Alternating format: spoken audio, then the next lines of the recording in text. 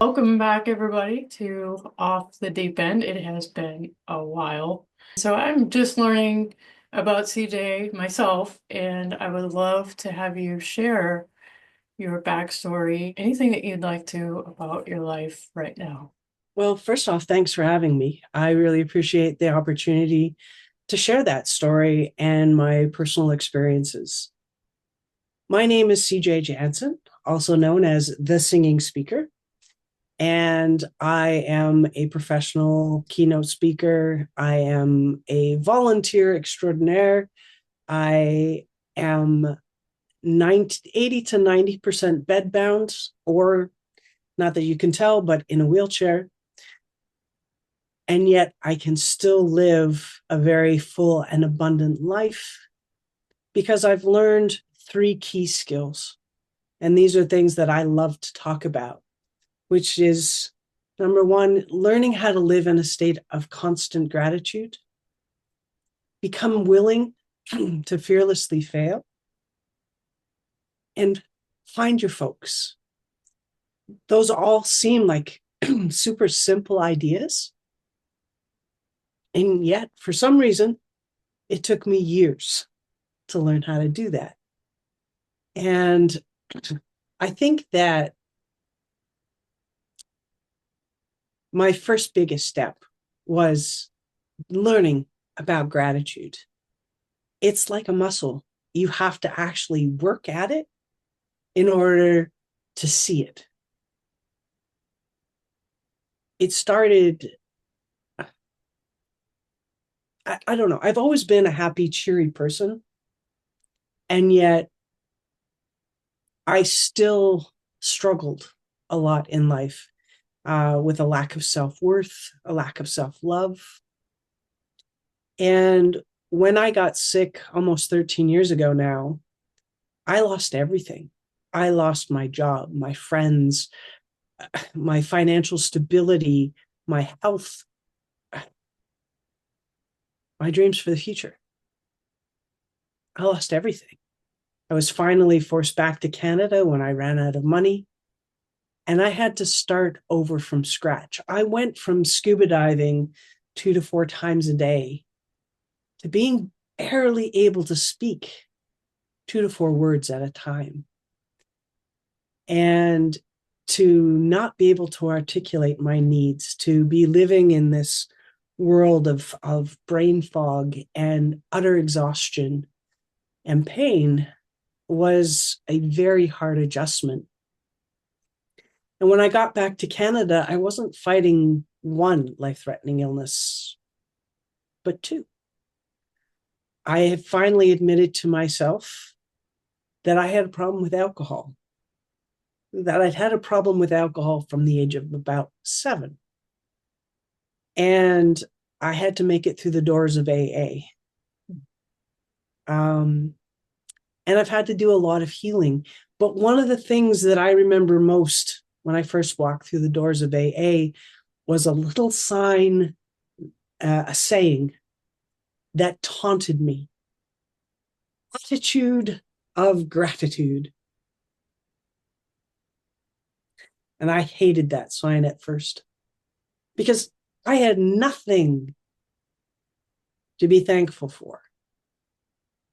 At least I didn't think so at the time. But I did. I had a roof over my head.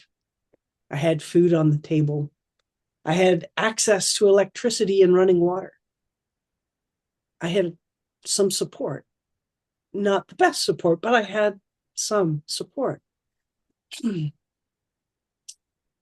And it wasn't until I started recognizing those small things that I started to realize that that sign wasn't there to taunt me. It was there as a reminder of all the wonderful things that I did have: a comfortable bed, pillows, food, and through the doors of AA, friendship. And eventually also the opportunity to reconnect with my faith. Um, of all the AA groups, I ended up joining a group that was right beside a little Mennonite church, the basis of my faith from childhood. And it was amazing that some member had been a former member there. And I was actually able to make that connection. And I found the God of my understanding. Um, and that group of people helped me get to all of my medical appointments. They helped me remain clean and sober. And we finally found out that I have an illness, a neuroimmune illness called myalgic encephalomyelitis. There's a big word for you.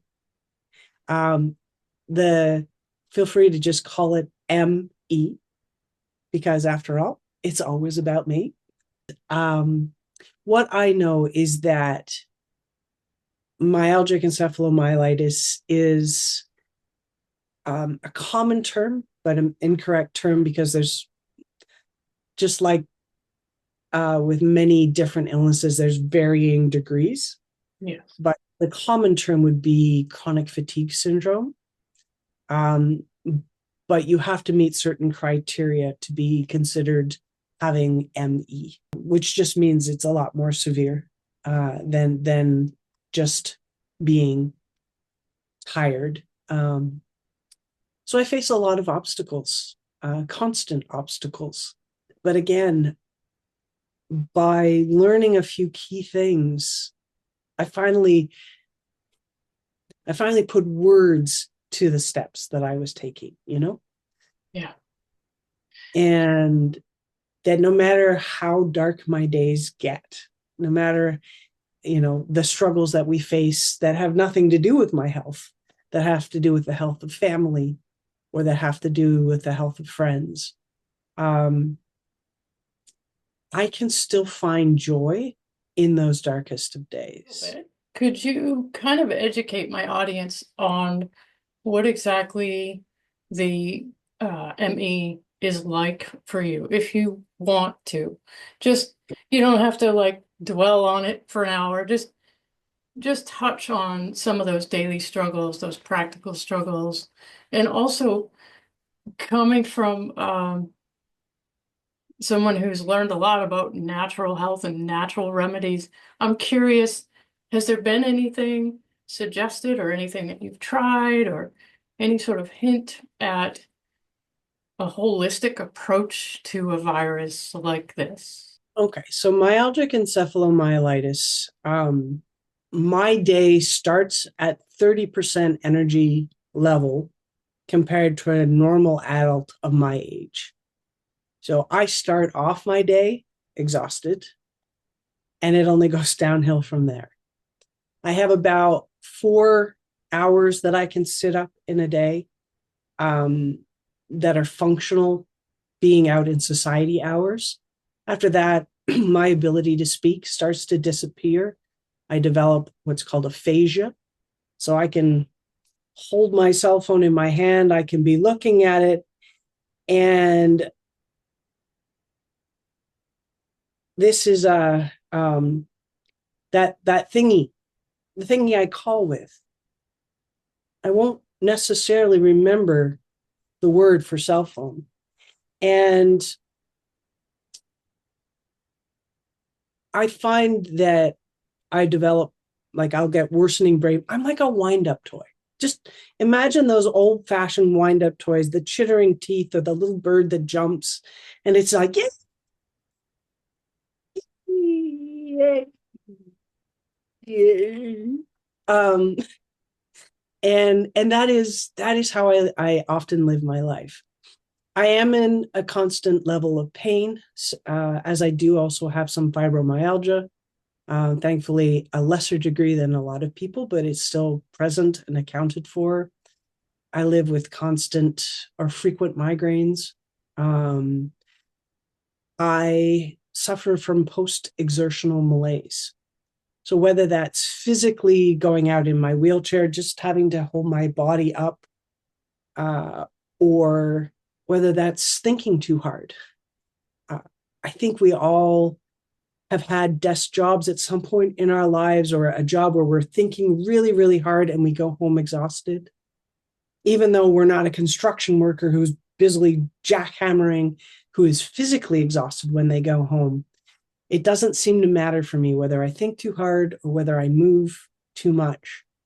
I develop what's called post exertional malaise. And it can take up to 24 hours or more to fully kick in, but it can take me one day to recover, or it has taken me up to 8 months to recover from overexerting myself. I have to be super careful because if I overexert exceptionally, I can actually lose abilities. And some of them can be permanently eliminated. One of my biggest fears is, again, losing my ability to speak. So I have to be very careful about what I choose and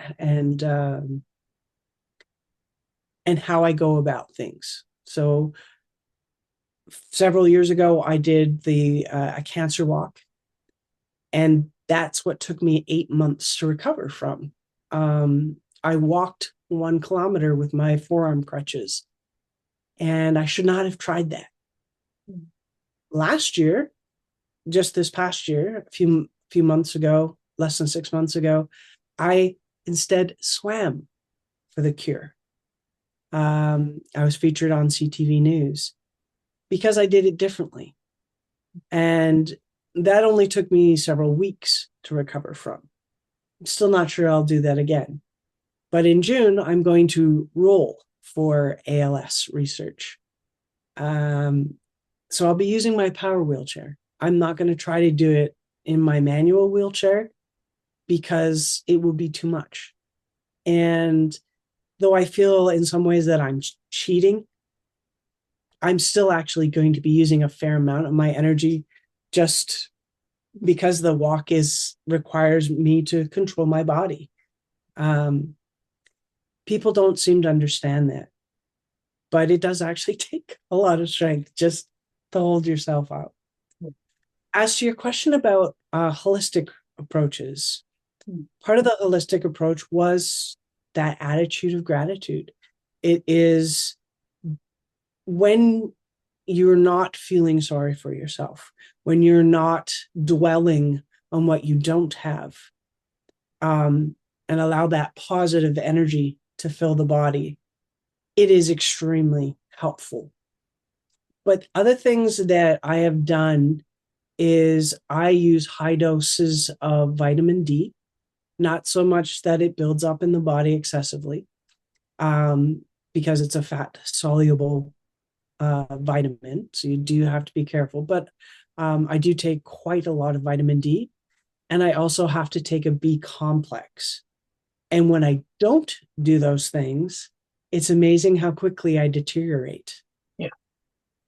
I do that. I did that under supervision of a naturopath. So I'm doing that safely. So don't just jump into something like that without some assistance.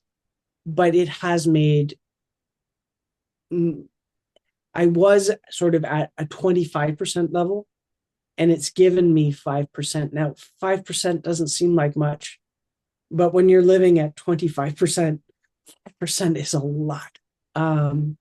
So that's given me the ability to do the speaking, and it allows me to sort of hoard that energy prior to a performance, prior to sharing my knowledge, because I combine stories, songs, and skill building together.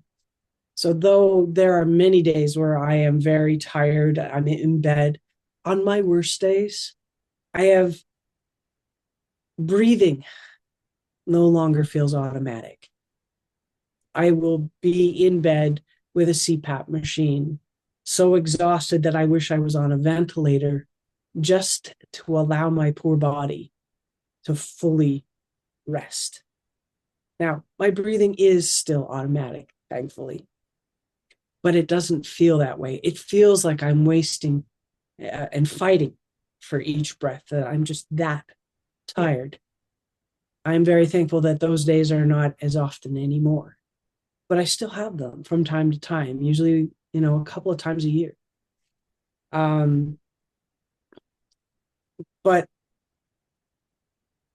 you know, that's the lowest of the low. That's when I'm at my rock bottom.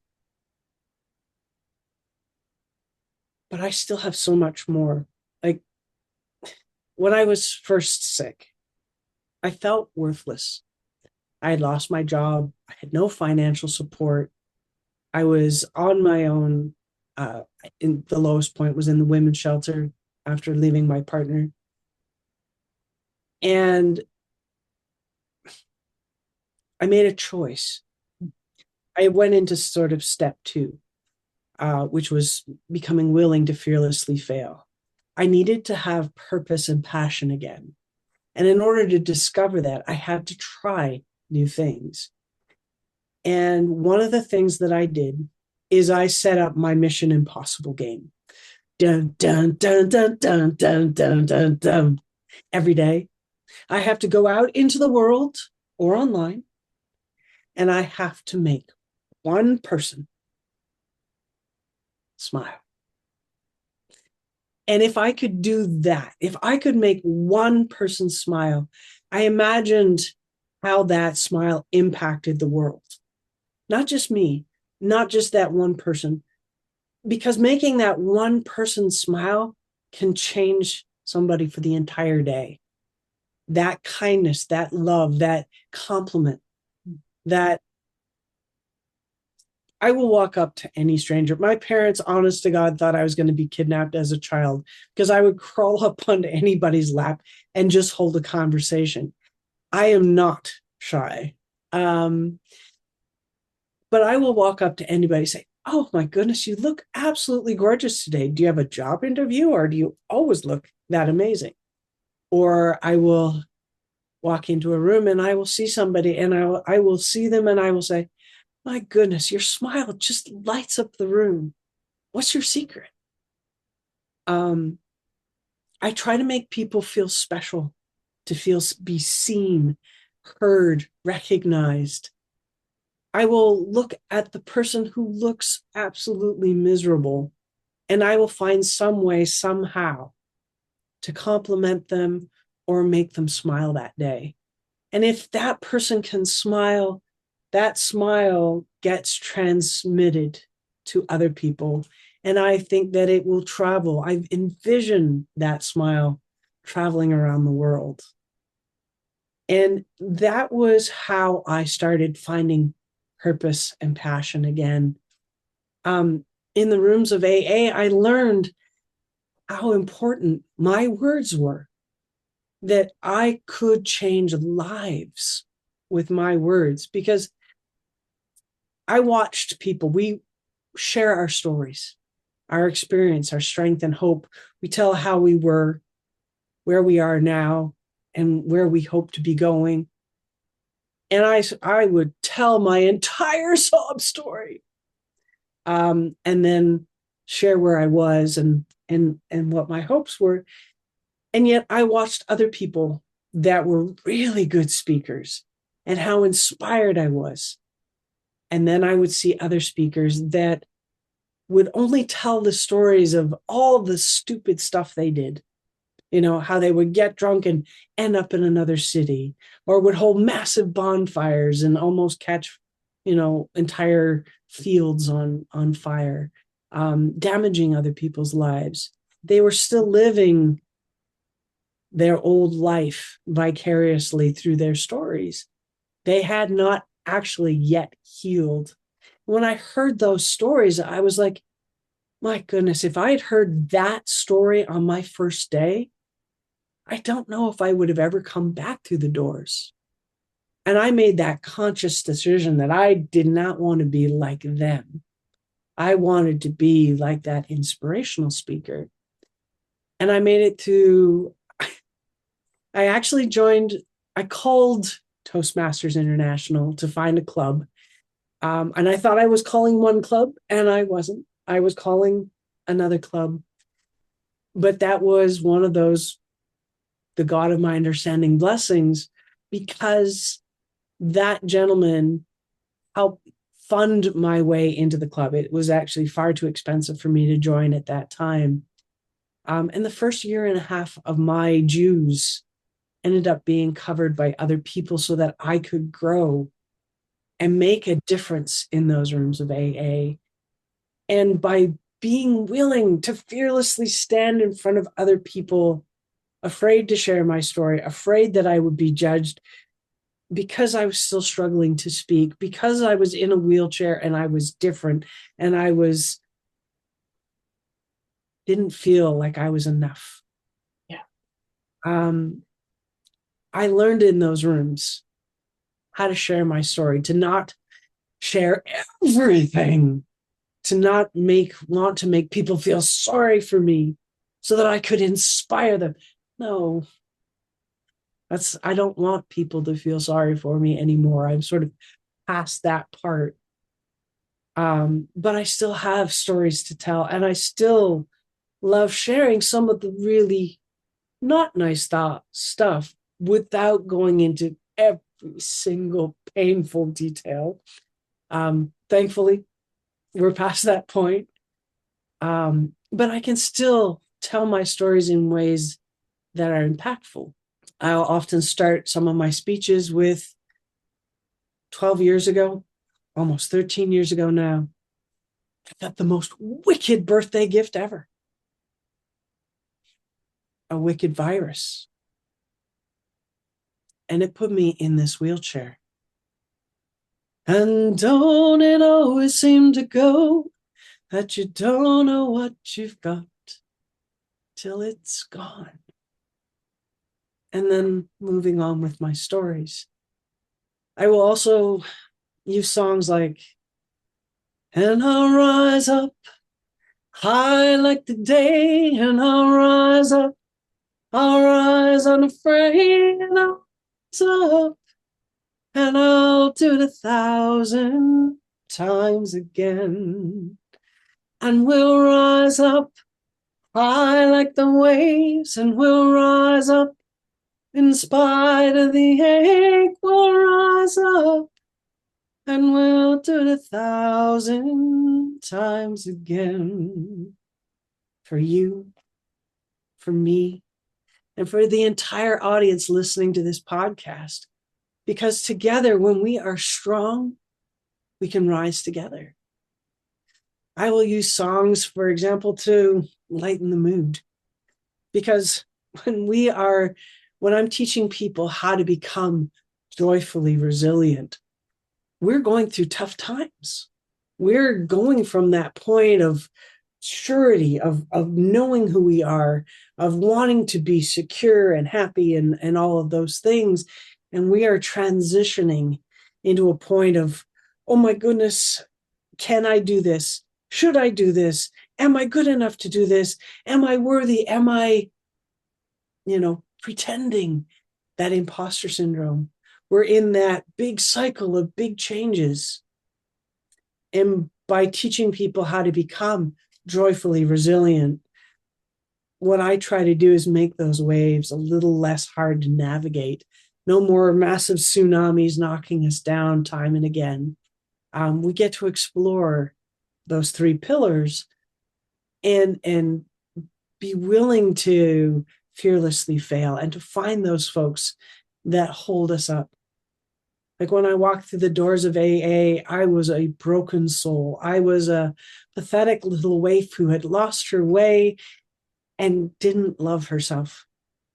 And yet, one of the first things that was told to me is that we are here to love you until you're able to love yourself. Yes. And that's what I try to do with people is I try to be that rock, that landing point that feels secure, through coaching, through running a mini course, a 5-day challenge, to just listening to folks, to being that safe space, that non-judgmental place, because that's hard to find. It's hard to find people that are willing to accept you exactly as you are right now. Hmm. That aren't going to tell you, oh, you should just do this, or you should just, we can fix all. It's not about fixing people, because people are perfect the way they are. Um, they may want to change, and that's okay. Um, we all have healing journeys. We all have parts of us that we aren't proud of, that we aren't happy with. But that doesn't mean that you're imperfect. Hmm. That's a hard concept, because we're always growing, we're always learning, we're always becoming more than we were. We live in a constant state of change. That's the only constant, is that we are changing. Um, Right.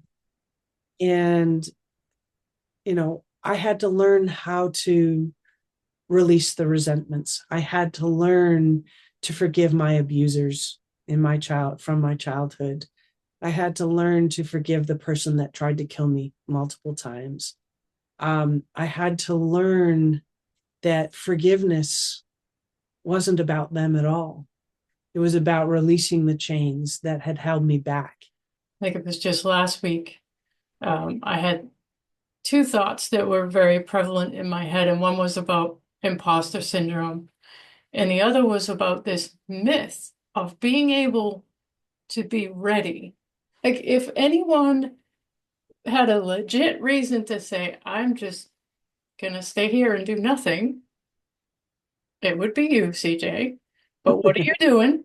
You're out there helping change people's lives with an empowering message about what happens when you choose to repurpose your pain. And, two of the things that you and I connect on very well is chronic illness and this whole world of personal development and how that, expresses itself in our lives first and then in the lives that we're impacting. And Yep. so, what would you say to someone who has a lot going on and they have something in their heart that they want to do or they're thinking about, and they're struggling with these two things? Who am I? How could I? And I'm really not ready. How would you speak into those two things? I guess a prime example of what you're talking about is in June of last year, I learned that July is Disability Pride Month in Canada and in the US, as in proud to be disabled. I went online and I searched and I searched and I searched, and I did not find a single activity in my region. Now, part of the reason for that is that Canada only adopted the Disability Pride Month in 2023. So this was the first year after it coming into law. But I didn't know at the end of June that I had already made a decision. But in early July, I went on CBC Radio to talk about Disability Pride Month and another event that I was speaking at.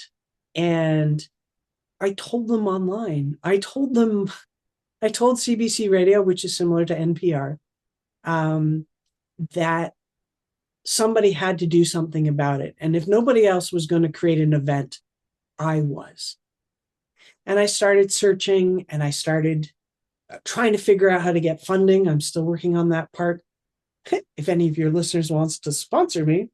Um, but what happened was, through finding my folks, through those connections, I contacted somebody where I had performed at on one of his stages, and he contacted somebody else who approached me in September and said, "We have a venue, we have a budget. Would you like to run your show in December?" Clang! My jaw hit the ground. I went, yes. And Disability Unleashed was born literally overnight. And in 3 months, I put it out into the world that I was putting a show on. I had to audition people. I had to set everything up myself. They provided the funding and the venue, and this was a premier venue. Did we make money? No. Was I in competition with every child's Christmas pageant, etc.? Yes. Was it an expensive venue? Yes. But we still had enough to make a fun audience. We had a deaf poet with her service dog. We had a blind gentleman comedian with his service dog. We had people with mental health issues. I created a trio, and we performed as well. I also happened to have full blown COVID the day of the show. I didn't know it at the time. I was sick as a dog, but the show must go on. I didn't know back in June that I had made the decision that I wanted to be the change that I wanted to see in the world. But I had already made that decision. Did I know what I was doing? No. Did I know how to be a producer? No. Did I know how to put a show together? No. Did I know how to liaison with other groups that were funding me? No. Am I doing it again in July? Yes. Have I started? No. Do I need to start right now? Yes. But I've been sick for the past 3 weeks. But I am putting a show together, another show in July. I'm also giving a speech during Disability Awareness Week in May. I'm performing at the Paris Sports competition in May at their opening ceremonies. And each time, am I prepared to do these things? No, I'm not. I'm terrified, but I'm willing to fearlessly fail, because no matter what happens, no matter how many times you put your foot out there, what happens is, by being willing to fearlessly fail, to look like an idiot, to play like a child, to open ourselves up to those challenges and our fears, more often than not, we succeed. It's crazy. It's amazing how it happens. But even if you fail, you have met people that you may need in the future. You have made connections with other souls. You may have no idea what your actions are doing to impact somebody else's life. And you are putting down the building blocks to your future successes. So no matter how many times you put yourself out there, no matter how many times you don't succeed, more often than not, you will. And I do an entire talk just on being willing to fearlessly fail, what that looks like. Yeah. And, I can do workshops on this as well for companies. But it is so critically important to just try.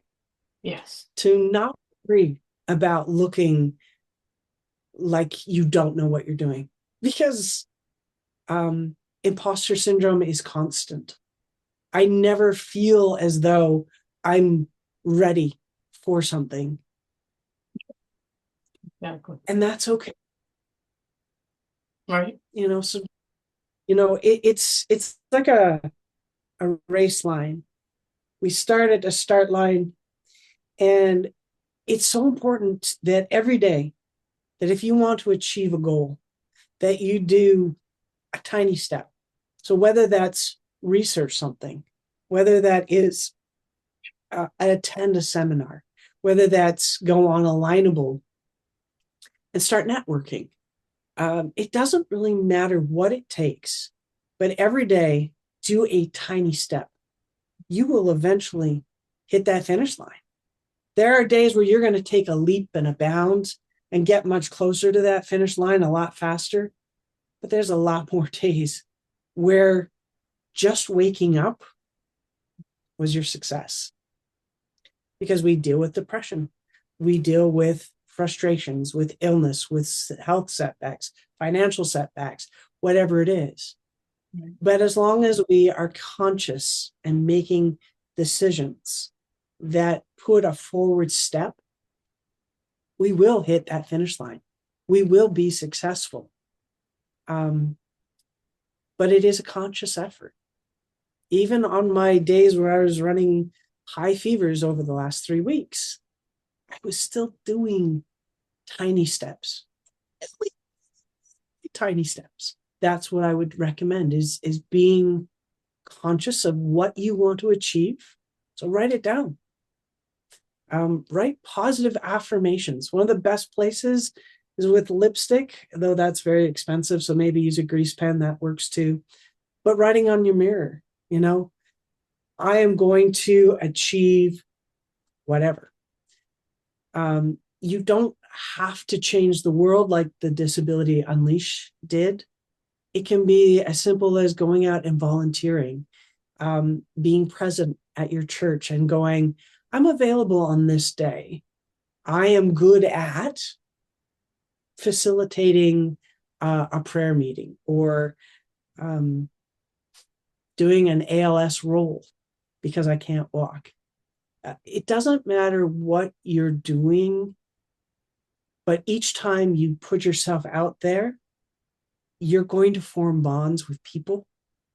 You're going to make connections with souls that just sing, that become the people that, for example, I went out to Winnipeg for the 20th anniversary of my mom's music competition. I had never been. And through this co-authoring project, there's 10 books in the series, I met up with a fellow co-author. And she drove 45 minutes out of the blue on the day that I arrived and said, yes, we've got to meet up. And we ended up putting a little video together. She didn't know what was going to, this was coming down the pipe. But I taught her this little song I'd written, the difference between got to and get to. And I don't even know if I can remember the song right now, but it was the term for her.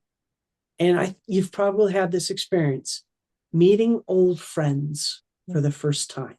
Yeah. There are these are people that it's like you've known them your entire life. They're just souls that connect, that just, there's this click. There's just this absolute joy in each other's presence. And when you go out and try these new things, when you purposely try to find purpose and passion, to follow those dreams, you are going to meet those people, the people that just bring absolute joy into your life. And I would just add to that, when it comes to feeling ready, which you admitted over and over, I was not ready. I did not feel ready. Whatever, anybody watching might be thinking about doing or wanting to do. One thing I say a lot to clients is start where you are. You have something, if only, and I don't mean only because it's crucial, but you have something if only the willingness and the heart for whatever it is that you're thinking about doing. And that alone can be the impetus for pushing through everything else you need to push through to get to where you want to go. And by pushing ourselves out of those comfort zones is where the most growth occurs. On one of my darkest days, I created a life saying, and it's my constant mantra, which is choose to live joyously. Choose to live joyously within the tempest of adversity. I'll say that one more time. Choose to live joyously within the tempest of adversity that we call life. There isn't anybody at any time that isn't experiencing some form of adversity. There's different levels for different people. And don't compare, because what I have been through, I would not wish on my worst enemy. Having gone through cancer, for yourself, I would not have wanted to go through that. I watched my mom die of cancer. Um, I wouldn't wish any other child to have witnessed what I witnessed and to experience what I experienced. We all go through adversity. Um, so just realize that wherever you are right now, whatever you're struggling with right now, it's the worst thing that you have ever experienced, or one of the worst things that you have experienced in life. And that's okay. Don't look at somebody else's story and go, oh, well, I shouldn't feel bad because, oh my goodness, look at CJ's story. It's horrendous. No, don't look at CJ's story. Look at yours and grow and develop that self-love. Develop that sense of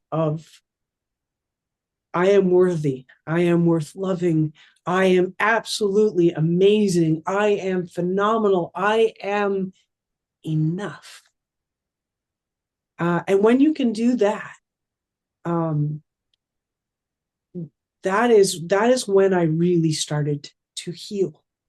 When I started loving the soul within, the CJ that deserved the love that she didn't get when she was a kid, um, I could really start to grow.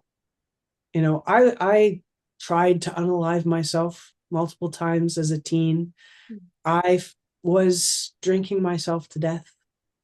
I was a smoker for a number of years. I was able to quit that. Eventually, over time, I have been overcoming each of those self-sabotaging hurdles. Food is the last one. I'm still working on that one, um, because it's so easy to fall back to comfort food when we're not feeling happy with life. There's always room for growth. There's always room to improve self-love. There's always room to learn to breathe better, to allow the light of the universe to come into your soul, to stop doubting so much.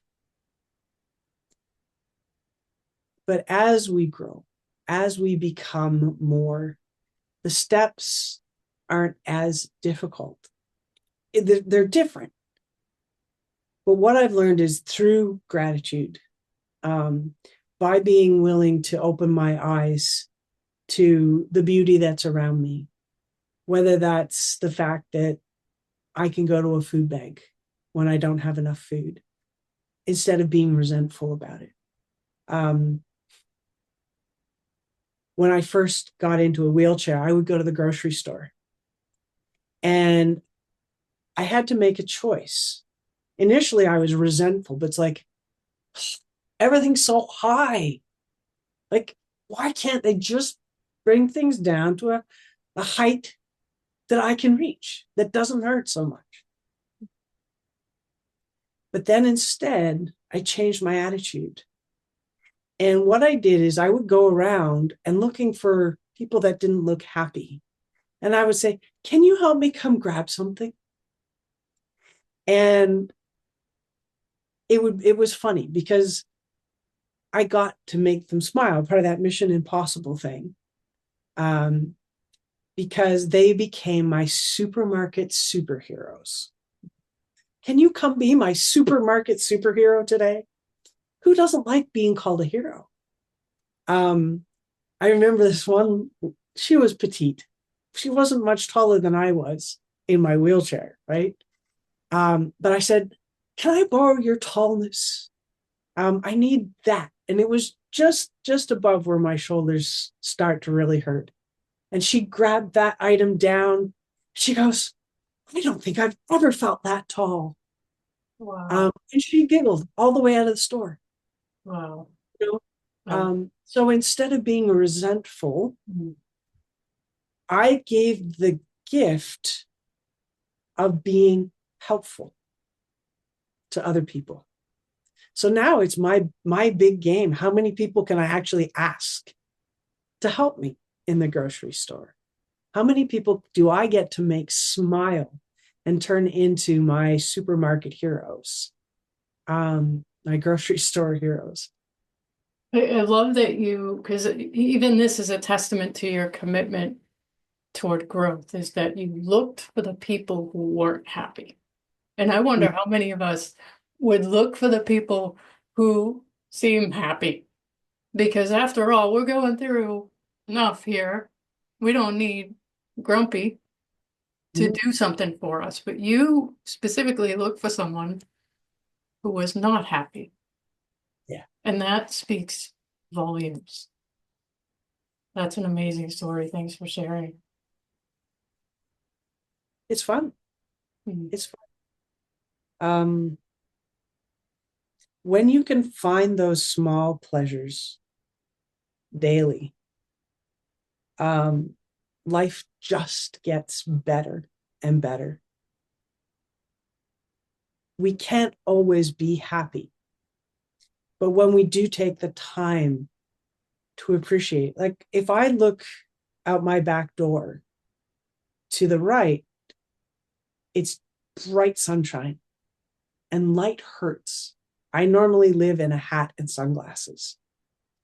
But when I look to my left, there is a giant maple tree. And when the leaves come out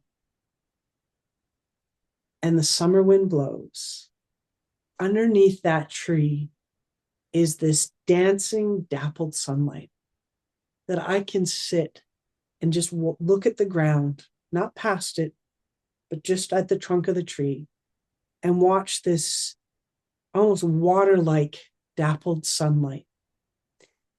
And I could sit there for an hour just smelling the clean air and seeing this absolute beauty, that constant changing light. It's such a small pleasure, but one that before I would never have recognized because I was so busy. I was feeling sorry for myself. I was busy feeling angry at the world for having lost everything. I was busy, living in my own torment. But by learning to live in that constant state of gratitude, all of a sudden, you know, when my dad was sick, for example, and I had to move him out of our house, his home of 50 years, I was going 5.5 hours north. I needed help getting there. I couldn't even get there on my own. I didn't have access to a vehicle yet. He was living in a concentration camp in his mind. It was devastating. He was paranoid, scared, and I'm trying to explain to him that he was being removed from his home, trying to get him to tell me what he wanted to keep, what he didn't need to keep. And of course, I did everything wrong. Um, and I had to clean out a basement, a full basement, and a second story, and I couldn't even get to those places. And I could have gone into that situation resentful and angry. And I admit, I cried copious amounts of tears. But I also went with an open heart. I had a PSW that I sort of hired for a couple of weeks. She mostly volunteered her time, who drove me up there.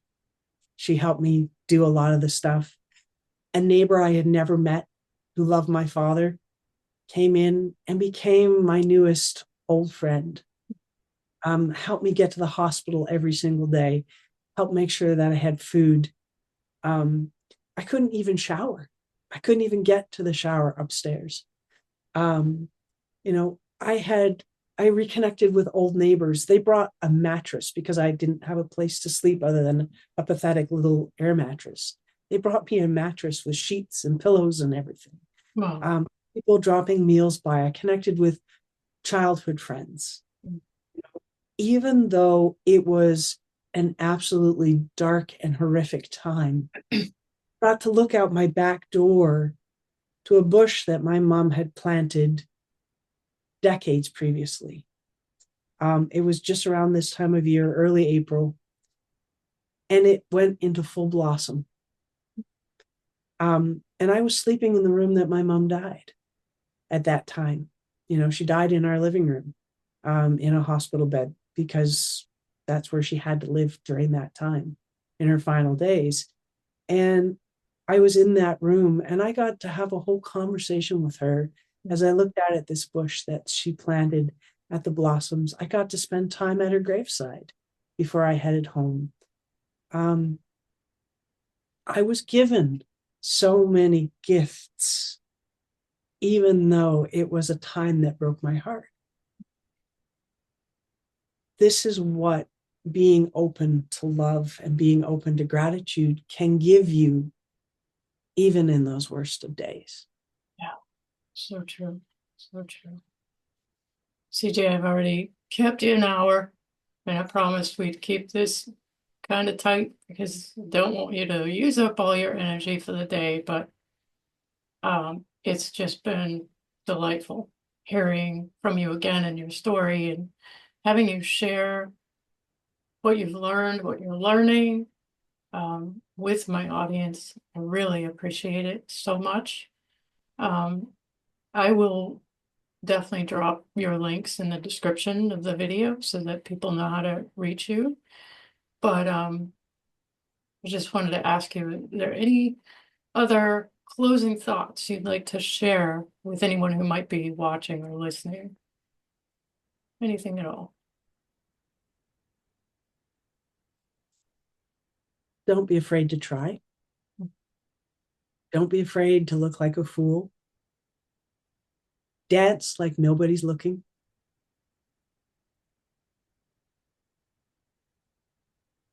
Be open to love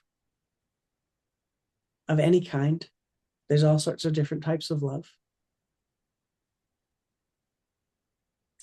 And take the time to break down the walls that you're using to protect yourself when it's safe, where it's safe. Because the walls don't serve you anymore if you're past the traumatic event. That's tough. I used to have a whole fortification around me. Oof. I was very guarded. Now, as you can tell, I wear my heart on my sleeve. But I get to be genuinely me. I get to be unapologetically silly CJ, happy CJ, sad CJ. And I've surrounded myself with people that accept me as I am. Have I been hurt along the way? Yes. Have I accidentally hurt others along the way? Yes. Have I opened mouth and inserted foot? Yes. But that's okay. Yeah, It's all part of the journey. yeah, But there is joy on the far side of fear. absolutely. Thank you so much, TJ.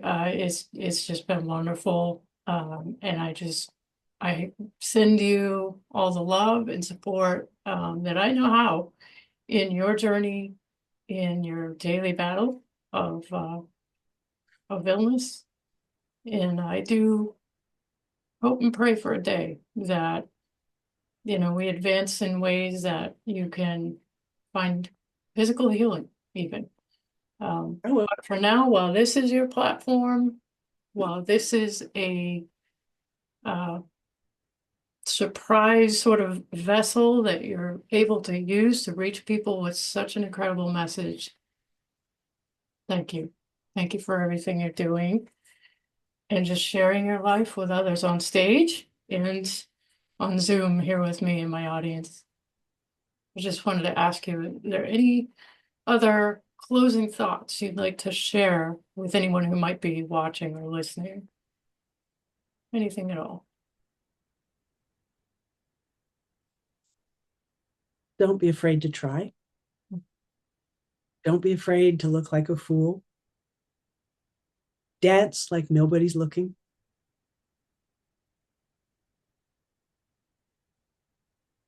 Be open to love of any kind. There's all sorts of different types of love.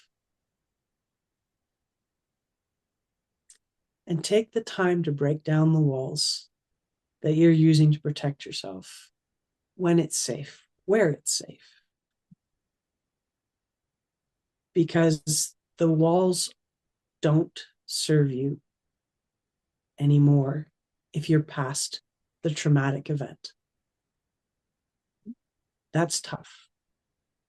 I used to have a whole fortification around me. Oof. I was very guarded. Now, as you can tell, I wear my heart on my sleeve. But I get to be genuinely me. I get to be unapologetically silly CJ, happy CJ, sad CJ. And I've surrounded myself with people that accept me as I am. Have I been hurt along the way? Yes. Have I accidentally hurt others along the way? Yes. Have I opened mouth and inserted foot? Yes. But that's okay. Yeah, It's all part of the journey. yeah, But there is joy on the far side of fear. absolutely. Thank you so much, TJ. It's just been wonderful. And I send you all the love and support that I know how in your journey, in your daily battle of uh, of illness. And I do hope and pray for a day that, we advance in ways that you can find physical healing even. I will. But for now, while this is your platform, this is a surprise sort of vessel that you're able to use to reach people with such an incredible message. Thank you. Thank you for everything you're doing and just sharing your life with others on stage and on Zoom here with me and my audience.